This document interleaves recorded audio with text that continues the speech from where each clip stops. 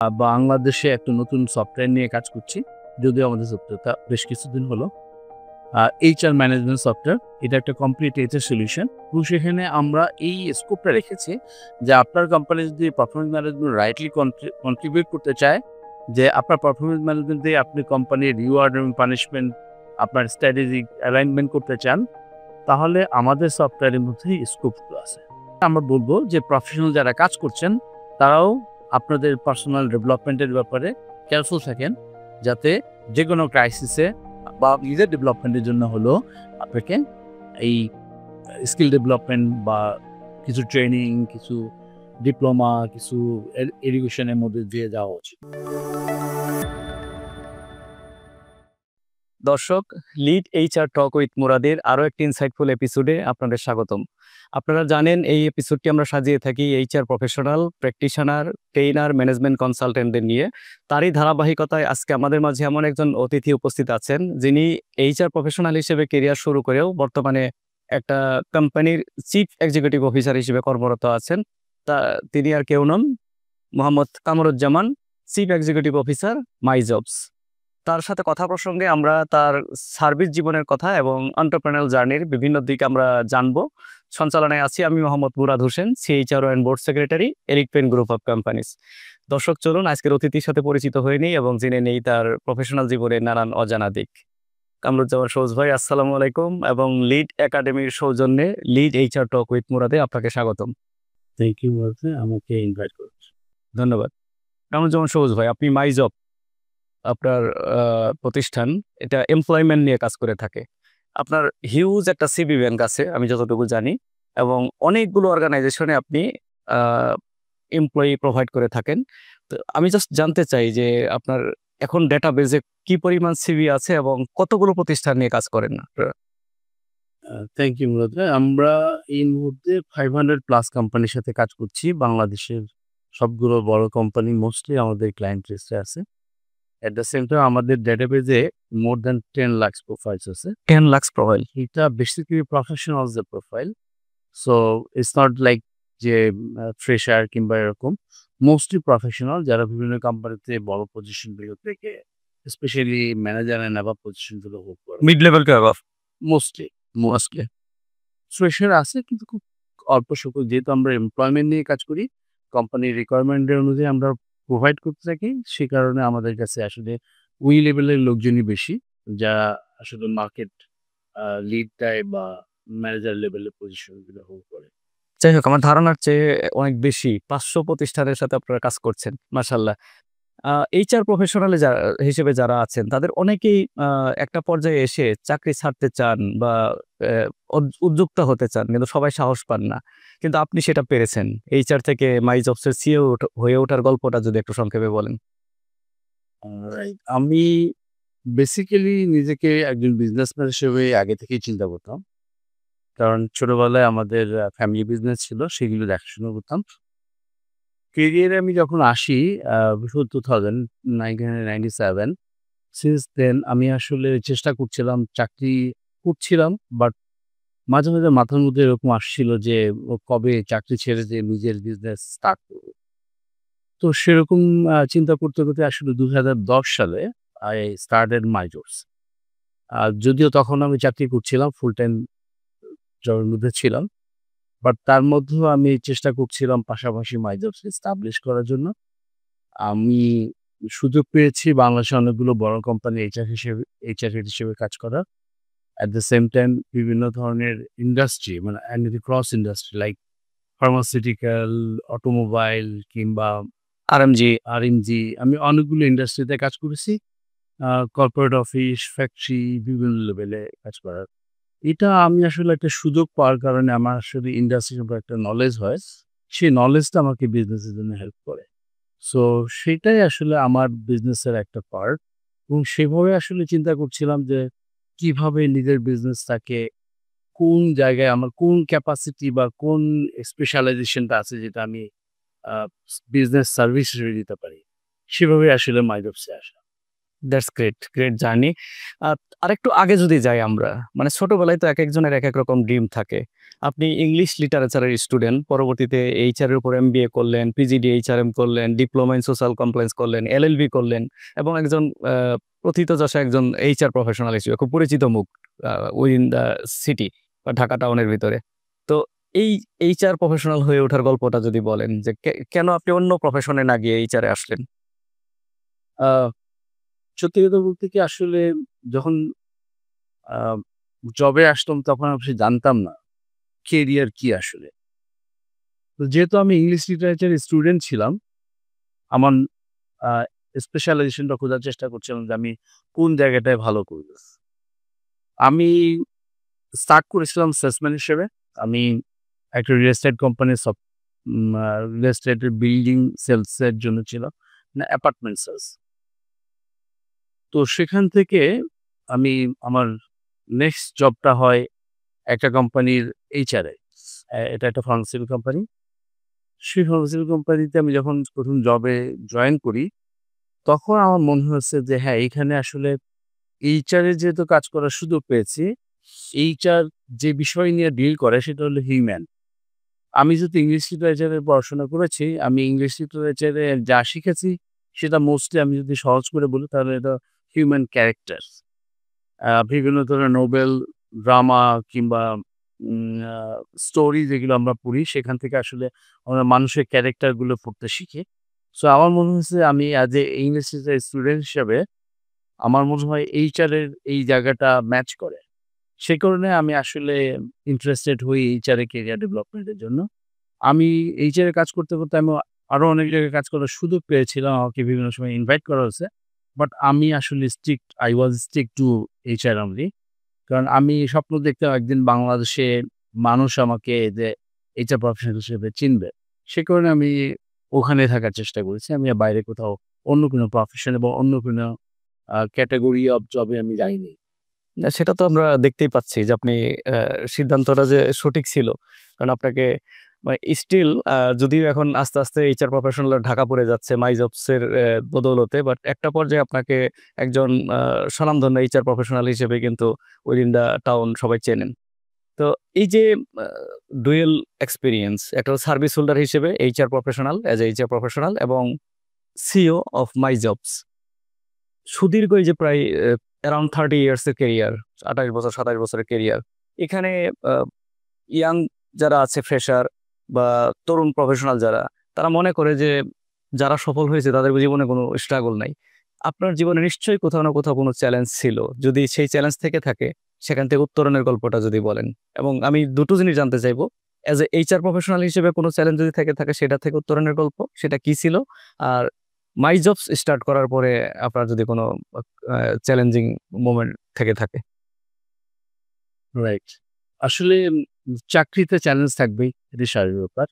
আপনি যেখানেই কাজ করেন সেখানেই চ্যালেঞ্জ ফেস করতে হবে। তো বিভিন্ন ধরনের চ্যালেঞ্জ থাকে। কর্পোরেট পলিটিক্স থাকে। আ অনেক সময় ম্যানেজমেন্টের সাথে আপনার মিসআন্ডারস্ট্যান্ডিং হতে পারে। এমপ্লয়িদের কাছ থেকে আপনি ধরেন বিভিন্ন ধরনের মিসআন্ডারস্ট্যান্ডিং এর ফেস করতে পারেন। তো চ্যালেঞ্জ থাকবে। চ্যালেঞ্জ ওভারকাম করে আপনাকে সারভাইভ করতে হবে। তো সেভাবে আমি আসলে আমার ক্যারিয়ারে ১ম থেকেই বিভিন্ন সময় যেখানে কাজ করেছি সেখানে আসলে বিভিন্ন ধরনের চ্যালেঞ্জ ফেস করেছি। বাট আমার একটা সাহস ছিল। আমার ভেতরে একটা সততার সাহস ছিল। আমি চেষ্টা করেছি ভুল না করার। রাইট। আমি চেষ্টা করেছি কোনো অন্যায় না করার। আমার কাছ থেকে আমার নিজের জ্ঞানত I mean intentionally made in mistake। আমি চেষ্টা করেছি যদি কোনো ভুল হয়ে থাকে সেটা না জেনে, না বোঝার কারণে হতে পারে। কিন্তু নিজে বুঝে কোনো অন্যায় করি নাই। কোনো ভুল না করার চেষ্টা করেছি। তো সেটা আমার জন্য একটা বড় অ্যাসেট ছিল। সেটা আমার জন্য একটা বড় কারেজ ছিল। যে কারণে যখনই কোনো ক্রাইসিস আসছে আমি নিজেকে ফেস করেছি। আমি নিজের আ ম্যানেজমেন্টের সামনে হোক বা যেখানে হোক আমি ভুল করলে আমি বলে ফেলেছি যে, "হ্যাঁ, এটা আমার ভুল ছিল। আমি না বুঝে করেছি।" আর যদি ভুল না করে থাকে তাহলে স্ট্যান্ড আপ করেছি যে, "না, আমি ভুল করিনি।" So that was my courage এবং আমি থ্রু আউট মাই ক্যারিয়ার আমি মানে যেখানে কাজ that was your strength actually. Right এটাই। এবং আমি যেখানে কাজ করেছি, যতগুলো অর্গানাইজেশনে কাজ করেছি, সব জায়গাতে আমি আমার স্ট্যান্ডটাকে এস্টাবলিশ করার চেষ্টা করেছি যে না, I didn't made any mistake, I didn't made any wrong, I was right. So এটা আমার একটা বড় স্ট্রেংথ ছিল। সে কারণে চ্যালেঞ্জগুলো আমাকে কখনো তেমনভাবে টাচ করেনি আরকি। আমি ওভারকাম করতে পেরেছি। বিজনেসের কথা বললেন যে বিজনেসও আসলে এই চ্যালেঞ্জ ছিল। Um, I started my jobs in 2010, but since 2010 আমি কিন্তু আসলে 2017 end of 2017 আমি জব থেকে fully separated হই এবং ফুল টাইম আমি মাই জবস স্টার্ট করি।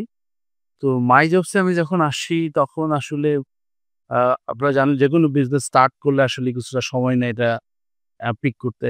সেটার একটা ব্যাপার ছিল। এট দ্য সেম টাইম আ আমাদের করোনা ছিল, পলিটিক্যাল আনরেস্ট ছিল, অনেক চ্যালেঞ্জ ছিল। তার মধ্যেও আমি আসলে সারাক্ষণ চেষ্টা করতাম যে আ সামনে ভালো দিন আসবে।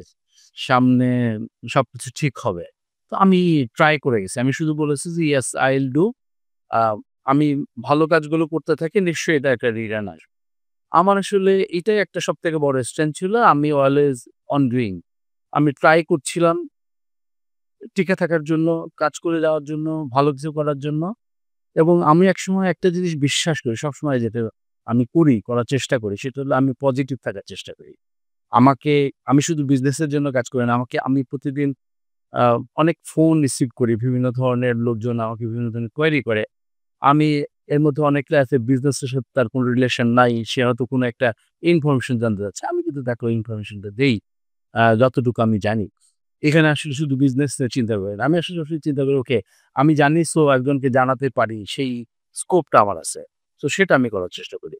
That was another strength আমি বিশ্বাস করি যে বিজনেসের জন্য আপনার এই কানেক্টিভিটি, এই নেটওয়ার্কিং, এই মানুষকে সাপোর্ট করার জন্য আপনার মেন্টালিটি এগুলো আপনাকে হেল্প করবে। আর above all পজিটিভ থাকা। পজিটিভ আচ্ছা।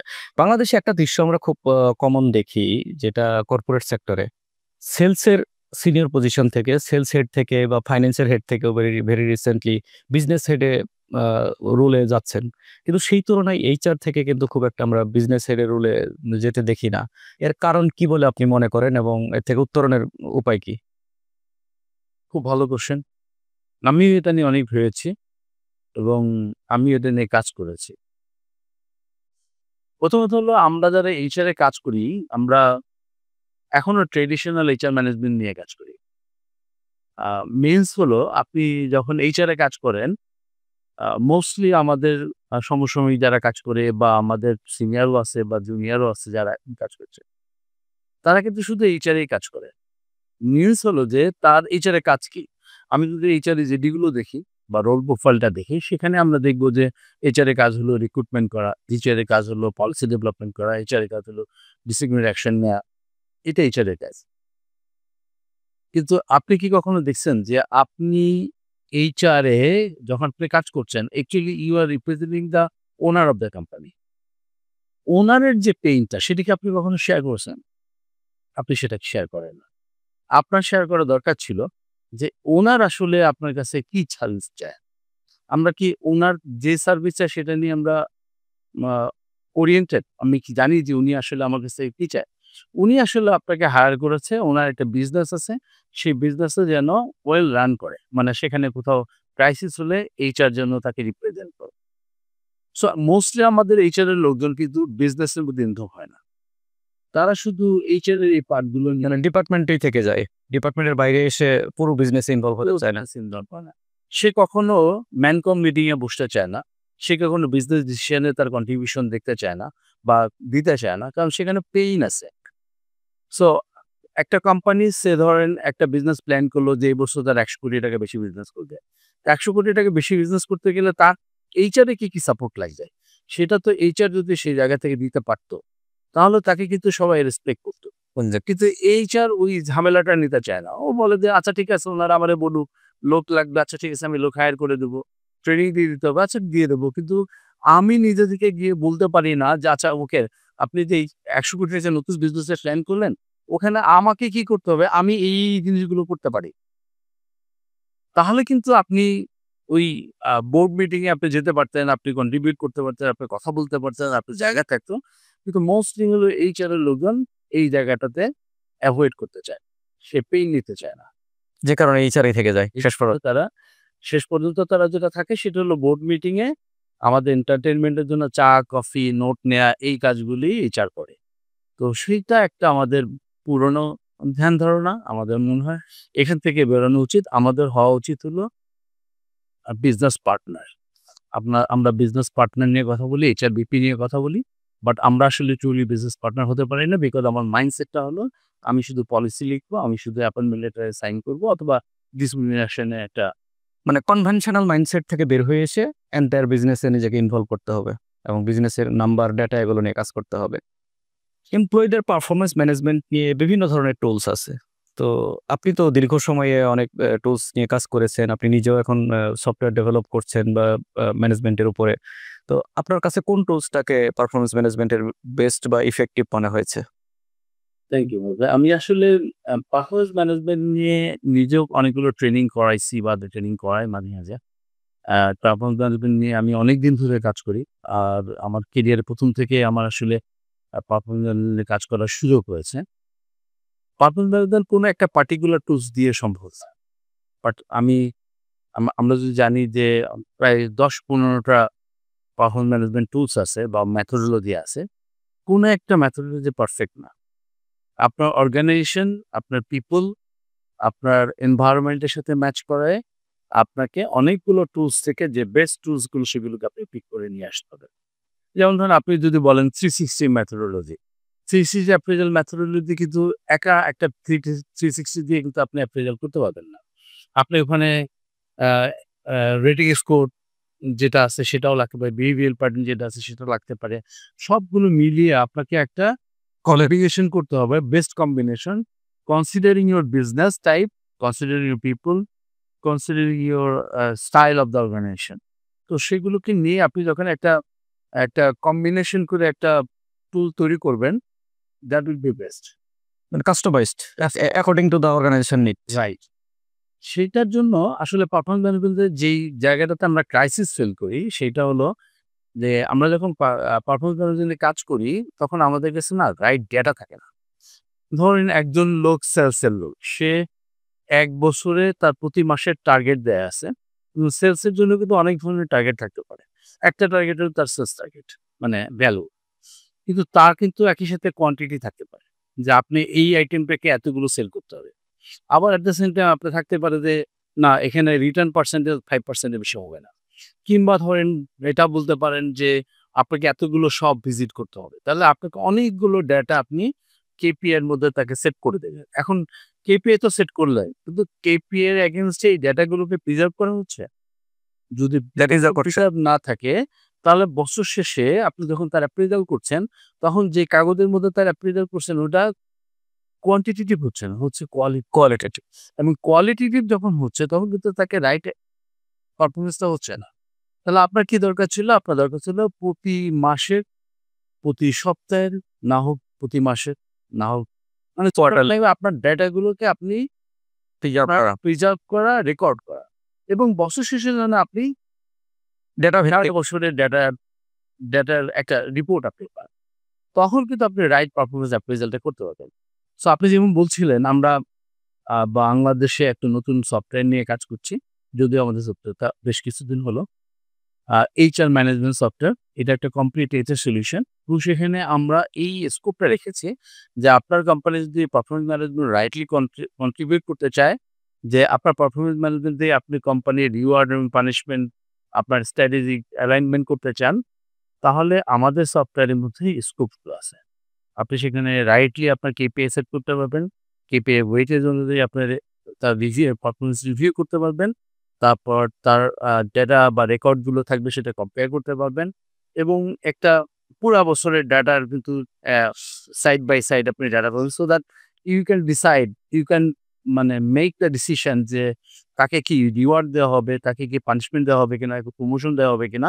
এই অ্যালাইনমেন্ট গুলো আছে। এট দ্য সেম টাইম আপনি সাকসেশন ম্যানেজমেন্ট করতে পারবেন, নেক্সট ডেভেলপমেন্ট করতে পারবেন, আ job a job rotation kind of things এগুলো আপনার করতে পারেন। পিপল ডেভেলপমেন্টের জন্য আরো অনেক ধরনের ডিসিশন আপনি এই সফটওয়্যার থেকে করতে পারবেন। That is green HR software. Right. এটা aligned with the performance management. Great, great. এটা শুধু যে মানে ডেটা প্রিজার্ভ করা শুধু তা নয়। এটা মানে কাজকে ফাস্টার করা, একুরেট করা এবং ডেটা সিকিউরিটির জন্য এই সফটওয়্যার দরকার। রাইট। বুঝতে পেরেছি।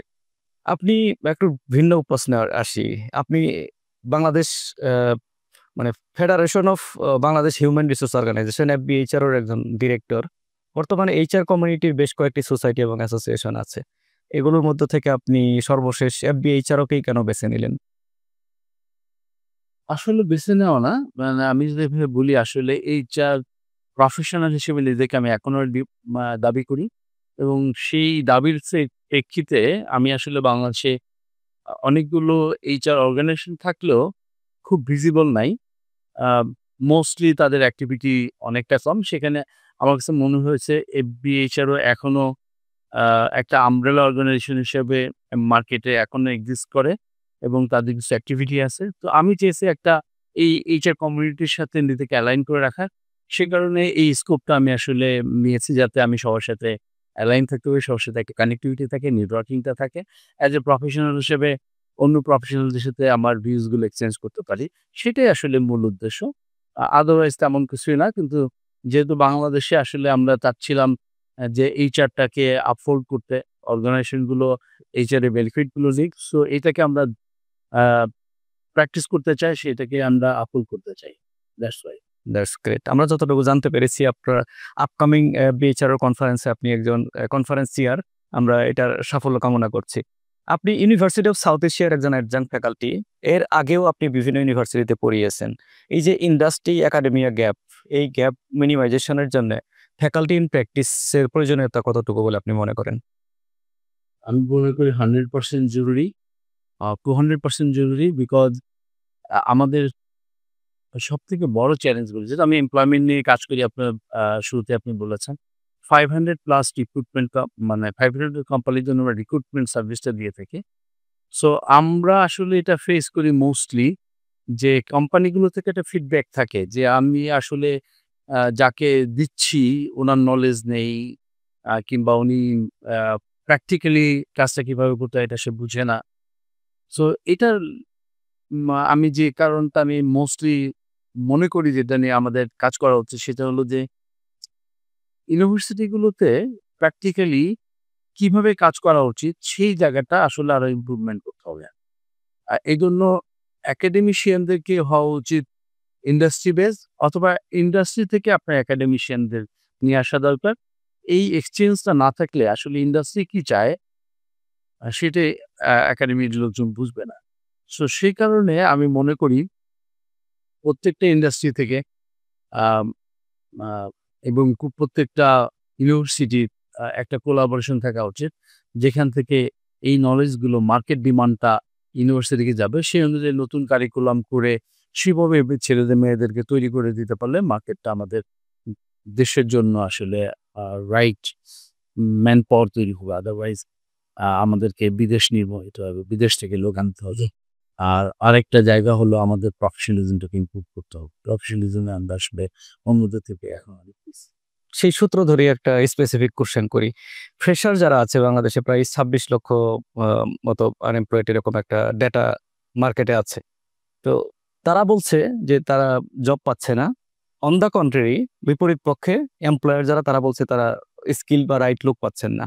এই যে দ্বিমুখী মানে একটা ব্লেম বা কমপ্লেইন তাহলে এই ক্ষেত্রে এই গ্যাপটা কেন? এবং যারা ফ্রেশার আছে বা মিড লেভেল টু আপার যারা আছে যাদেরকে নিয়ে আপনি এমপ্লয়মেন্ট নিয়ে কাজ করেন, তাদের ক্ষেত্রে জব রেডিনেস নিয়ে যদি কিছু বলেন? আ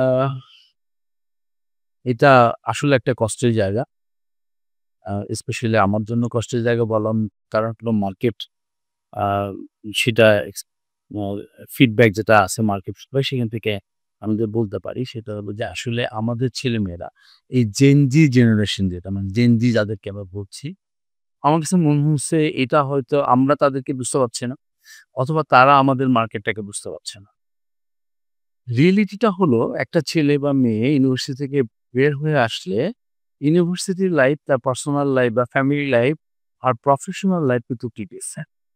এখানে আপনার টাইমলি অফিস যেতে হয়। ওখানে আপনার রেসপন্সিবিলিটি থাকে। আপনি অ্যাবসেন্টিজম এর ব্যাপারে কেয়ারফুল থাকতে হবে। এই জিনিসগুলো এই প্রফেশনাল হয়ে ওঠার যে ট্রেনিংটা এদের মধ্যে থাকে না, কম থাকে। যে কারণে তাদের মধ্যে কমিটমেন্ট কম থাকে। এমপ্লয়মেন্ট হয়, তারা ধরেন ইন্টারভিউ করে তাদেরকে ইনভাইট করা হচ্ছে যে আপনার একটা ইন্টারভিউ আছে অমুক তারিখে। সে এগ্রি করছে। তাকে হয়তো ৩ বার কনফার্ম করছি। আর যেহেতু আমরা রিক্রুটমেন্ট নিয়ে কাজ করি, আমরা কমপক্ষে ৩ বার একটা ক্যান্ডিডেটকে ইনফর্ম করি যে আপনার অমুক তারিখে অমুক সময় একটা ইন্টারভিউ আছে। মোস্টলি দেখা যায় যে ৩ বার সে কনফার্ম করার পরেও যেদিন তার ইন্টারভিউ আছে ওইদিন আর সে ফোন পিক করছে না। ইভেন সে ফোনটাকে বন্ধ করে রাখছে। কারণটা হলো তার যে জব পাওয়ার যে আর্স আর্জ সেইটা আমরা ফিল করছি না। যে কারণে কি হয়, আ আমি বলব না 100% সবার জন্য ঢালাও করে বলা ঠিক হবে না। বাট আমি আপনাকে মেক্সিমামটা বলতে পারি। আমাদের এক্সপেরিয়েন্স এরকম, যেহেতু ফুললি আমরা রিক্রুটমেন্ট নিয়ে কাজ করি। আমার টিমে ২০ জন লোক কাজ করে, তারা সারাক্ষণই এরকম এমপ্লয়মেন্ট নিয়ে কাজ করে।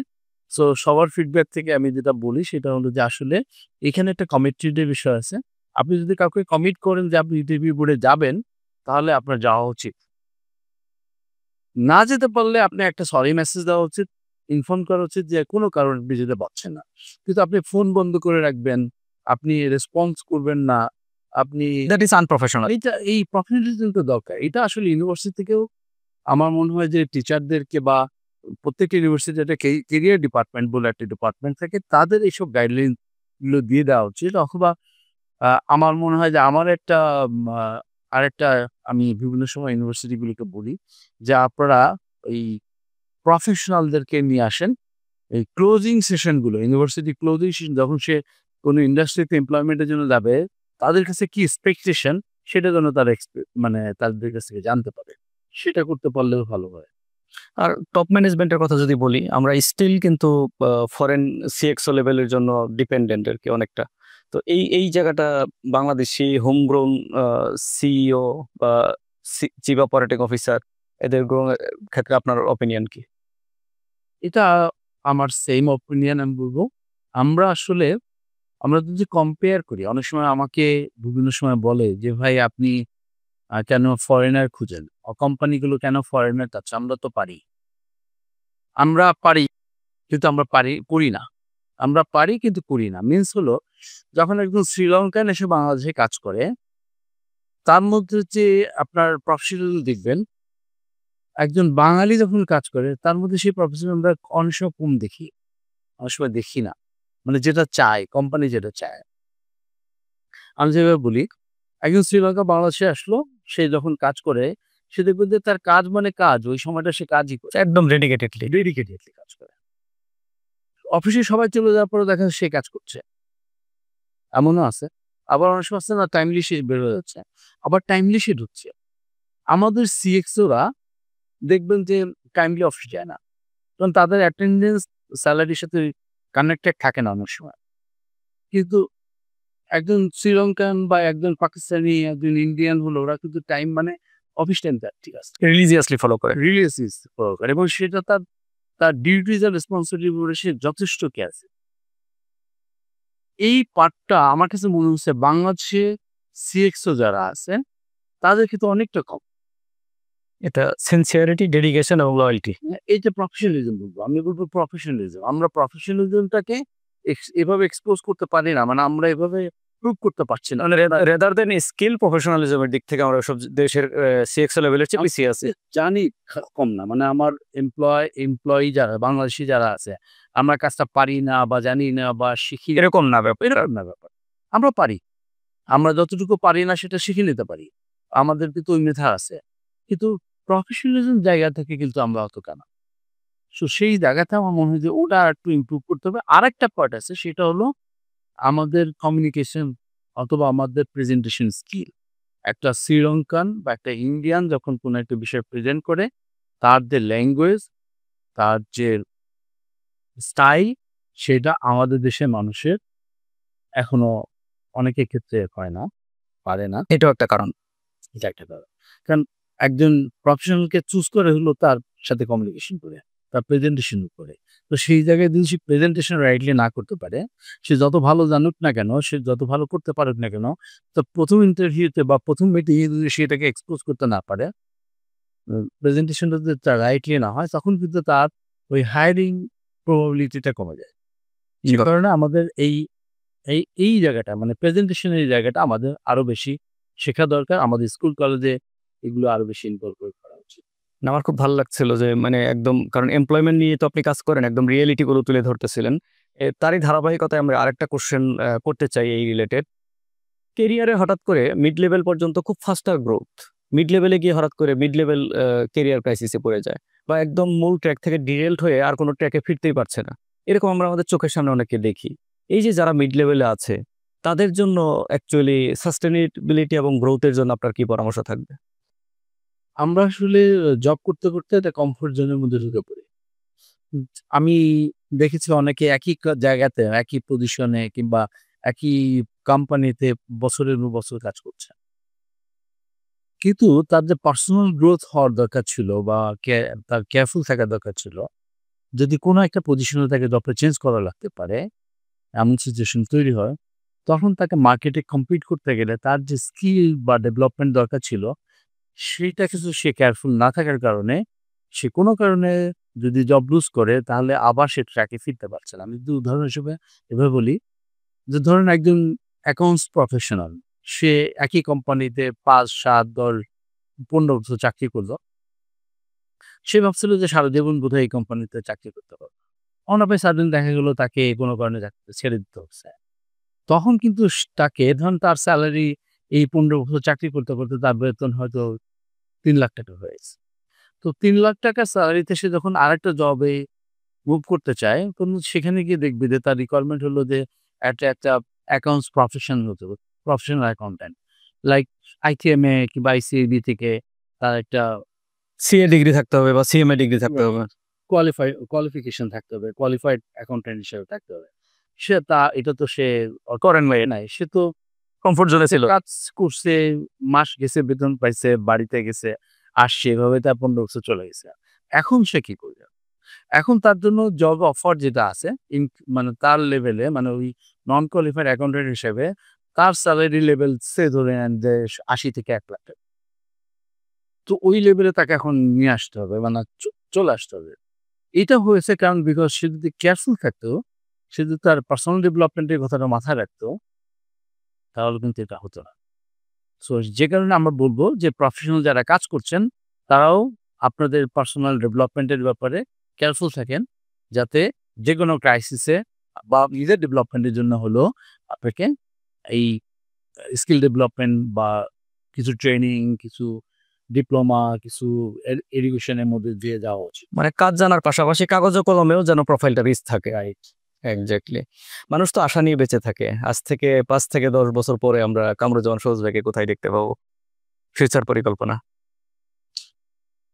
ওয়েল আমার স্বপ্নটা খুব বড় না। আমি একটা কমফোর্ট লাইফ লিড করতে চাই। এট দ্য সেম টাইম আমার যা নলেজ অ্যান্ড এক্সপেরিয়েন্স আছে সেগুলি আমি আমার সোসাইটিতে ডিপ্লয় করতে চাই। আসলে দেশের বাইরে যাওয়ার অনেক সুযোগ ছিল। কিন্তু আমি কখনো দেশের বাইরে যাবো এরকম প্ল্যান করি নাই। এ যে কারণে দেশের মধ্যে কিছু করতে চাই। আমার যা নলেজ, আমার যা এক্সপেরিয়েন্স, আমার যা ক্যাপাসিটি আছে সেটা দেশের মানুষের জন্য, দেশের আ সোসাইটির জন্য যদি আমি কন্ট্রিবিউট করতে চাই বা করতে পারি সেটাতে আমি অনেক বেশি হ্যাপি থাকবো। সে কারণে আসলে আমি যে কোম্পানিটা নিয়ে কাজ করছি, ইনফেক্ট আমার আসলে এখানে ৫ টা আ কনসার্ন আছে। সেই ৫ টা কনসার্নকেই আমি বড় করতে চাই। বাকি ৪ টা কনসার্নের নাম যদি বলেন? আমরা তো মাইজবসটাই বেশি চিনি। আর মাইজবস একটা job portal service provider. So আমরা মাইজবস থেকে আসলে একটা জব প্ল্যাটফর্ম তৈরি করেছি। আমাদের নেক্সট কোম্পানির নাম HR আউটসোর্সেস। HR আউটসোর্সে একটা আ outsourcing company in terms of HR এর সার্ভিসগুলো আমরা আউটসোর্স করি। সো সেখানে হায়ারিং এর বাইরেও কিন্তু আরো অনেক ধরনের সার্ভিস আছে। যেমন কোন কোম্পানি যদি বলে তার সেলারি সার্ভে করতে হবে, সেই কাজটা আমরা করে দেই। আপনার employee background verification. Background verification, third party payroll, policy development related কাজ, এই ধরনের আরো অনেক ধরনের কাজ। আমাদের সাথে প্রায় ৫০ জন কনসালটেন্ট কাজ করেন। বাংলাদেশে যারা নামকরা HR প্রফেশনাল বা অন্য প্রফেশনাল আছে, তারা আমাদের সাথে কাজ করছেন। সো কোন কোম্পানি যখন এ ধরনের কনসালটেন্সি রিকোয়ারমেন্ট রাখে, তখন আমরা তাদেরকে এনগেজ করি। এছাড়া আমাদের একটা সফটওয়্যার কোম্পানি আছে যেটার নাম গ্রিন এইচআর। www.greenhrbd.com এ গেলে আপনারা হয়তো এটা ডিটেইলসে জানবেন। ওখানে আমরা একটা এইচআর সফটওয়্যার নিয়ে কাজ করছি মোস্টলি। যদিও এটা একটি ইআরপির পার্ট বা এই সফটওয়্যারটা বাংলাদেশে one of the best software আমি ক্লেইম করতে পারি বিকজ আমার সুযোগ হয়েছে বাংলাদেশের অন্যান্য ভালো সফটওয়্যারগুলোতে কাজ করা। সেগুলোর সাথে কম্পেয়ার করলে it is one of the best software. আপনি বাংলাদেশের যেকোনো সফটওয়্যারের সাথে কম্পেয়ার করে দেখবেন বা এটা একটা কমপ্লিট সলিউশন। এটা এইচআর কোনো কোম্পানির এইচআর এর একেবারে ম্যান পাওয়ার প্ল্যানিং থেকে যদি আপনি শুরু করেন এবং লাস্ট সেপারেশন পর্যন্ত টোটাল হিস্ট্রি, টোটাল প্রসেস আপনি সবটাই আপনি এই সফটওয়্যারের মাধ্যমে করতে পারবেন। তো সেই সফটওয়্যারটা আমাদের একটা বিজনেস পার্ট। এছাড়া আমাদের একটা ইউনিফর্ম বিডি বলে একটা কোম্পানি আছে যেখানে আমরা বিভিন্ন ধরনের ইউনিফর্ম সাপ্লাই করি। স্কুল, কলেজ, আর্মি, পুলিশ যেকোনো ধরনের ইউনিফর্ম যেখানে লাগে সেটা সাপ্লাই করি। আরেকটা হলো লাস্টলি আমাদের একটা ই-কমার্স বিজনেস আছে যেটার নাম মেগা আইশপ। ওকে, নামটা করেছেন যেখান থেকে আমরা online selling platform. Online multi vendor selling platform সেটা নিয়ে আমি কাজ করছি। সো আমি চাচ্ছি এই সবগুলোকে গ্র্যাজুয়ালি আস্তে আস্তে বড় করার এবং সেগুলি নিয়েই থাকতে চাই। দোয়া করি সেগুলো যেন আপনার আশা পূর্ণ করে এবং লোকজন উপকৃত হয় এখান থেকে। Lead HR talk with Murad এটা লিড একাডেমির সৌজন্যে একান্ত একটা ভলান্টারি উদ্যোগ। এক্সপিরিয়েন্স পিপুলদেরকে নিয়ে এসে তাদের মুখ থেকে তাদের সফলতার গল্প, তাদের কেরিয়ারে ছন্দপতন থাকলে সেখান থেকে উত্তরণের গল্প, কেস স্টাডি এগুলো শোনানোর ব্যবস্থা করা হয় এই প্ল্যাটফর্মের মাধ্যমে। এই লিড একাডেমির উদ্যোগটাকে আপনি কিভাবে মূল্যায়ন করেন? ডেফিনিটলি এটা ভলান্টারি ওয়ার্ক যেহেতু এখান থেকে কোনো মানে অন্য কোনো কিছু পাওয়ার নাই একান্তই ভলান্টারি। রাইট সেহেতু এটা আসলে সমাজের জন্য। আমরা যারা অনেক চড়াই-উতরাই পার হয়ে অ্যা অনেকটা পথ পার হয়ে আসছি। আমাদের এই এক্সপেরিয়েন্স যদি আপনি অন্যদেরকে দিতে পারেন, তাদেরকে হয়তো এই চড়াই-উতরাই ফিজিক্যালি পার করতে হবে না। তারা হয়তো আমাদের কাছ থেকে শিখতে পারবে। তো এই শিক্ষাটা আসলে দরকার। সোসাইটিতে যারা কিছু করতে পারে, যাদের নলেজ আছে সেটা অন্যদেরকে জানানো দরকার। এটা একটা সোশ্যাল কমিটমেন্ট। সো আমি বিশ্বাস করি লিড একাডেমি এরকম একটা ভালো কাজ করছে। নিশ্চয়ই এটা থেকে অন্যরা অনেক উপকৃত হবে। আর আপনার জন্য স্পেশাল থ্যাংকস আমাকে ইনভাইট করার জন্য। সো নিশ্চয়ই এটা অন্যদের জন্য আ পথ প্রদর্শনের কারণ। থ্যাংক ইউ কামরুজ্জামান সবুজ ভাই। আমরা অনেক অজানা তথ্য আপনার কাছে জানলাম। দেখতে দেখতে আজকের এপিসোডের একেবারে শেষ পর্যায়ে আমরা চলে এসেছি। আপনার শত ব্যস্ততার মাঝেও যে সময় করে আপনি এসেছেন, সময় দিয়েছেন সেই জন্য আপনাকে অসংখ্য ধন্যবাদ। ওকে। দর্শক, দেখতে দেখতে আজকের এপিসোডের একেবারে শেষ পর্যায়ে চলে এসেছি। অন্য কোনো এপিসোডে ভিন্ন কোনো অতিথিকে নিয়ে আবারও আপনাদের সামনে হাজির হব। সেই পর্যন্ত সবাই ভালো থাকুন, সুস্থ থাকুন, বিকশিত জীবনের সাথেই থাকুন। Watch lead HR talk with Murad and stay tuned with lead academy.